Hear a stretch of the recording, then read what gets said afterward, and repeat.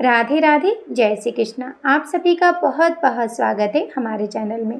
तो देखिए, आज की इस वीडियो में हम संतान सप्तमी व्रत की कथा सुनेंगे। कथा सुनने के लिए आप एक लोटा जल ले लें, हाथ में थोड़े से फूल या फिर अक्षत ले लें। तो चलिए अब हम कथा शुरू करते हैं। संतान सप्तमी का व्रत संतान सुख प्रदान करने वाला होता है। इस व्रत से संतान को आरोग्य और दीर्घायु प्राप्त होती है।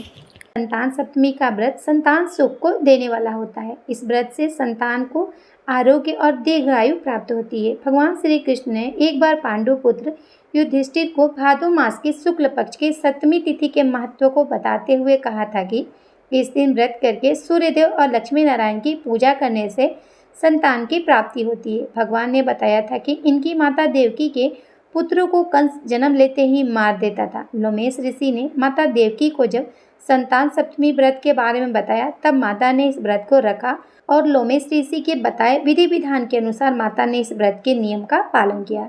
इससे मेरा जन्म हुआ और मैंने कंस के अत्याचार से धरती को मुक्ति दिलाई।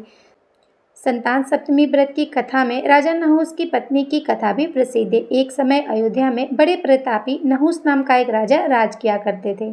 उनकी पत्नी का नाम चंद्रमुखी था, जिनकी एक प्रिय सहेली थी रूपवती।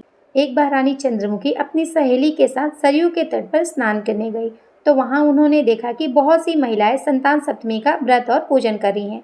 रानी अपनी सहेली के साथ बैठकर संतान सप्तमी का व्रत और पूजन देखने लगी। उन्होंने भी निश्चय किया कि संतान प्राप्ति के लिए वो भी इस व्रत को करेंगी, लेकिन समय अंतराल में वह भूल गई।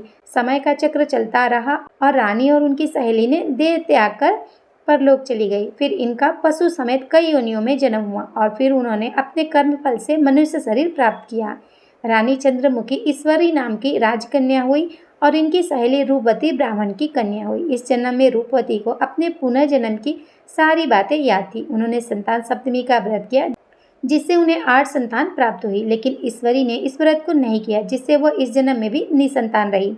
रूपवती के पुत्रों को देखकर ईश्वरी को जलन होती थी और उसने कई बार उन्हें मारने का प्रयास किया, लेकिन वह असफल रही। बाद में उसने अपनी गलती मान ली और रूपवती से क्षमा मांगी। रूपमती ने ईश्वरी को क्षमा कर दिया और संतान सप्तमी व्रत करने के लिए कहा।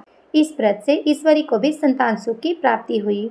संतान सुख की प्राप्ति के लिए संतान सप्तमी का व्रत अवश्य करना चाहिए। अब आपने जो हाथ में अक्षत या फिर फूल लिया है, आप उसे जल के लोटे में डालकर सूर्य देवता को अर्घ्य दे दें। राधे राधे, जय श्री कृष्ण।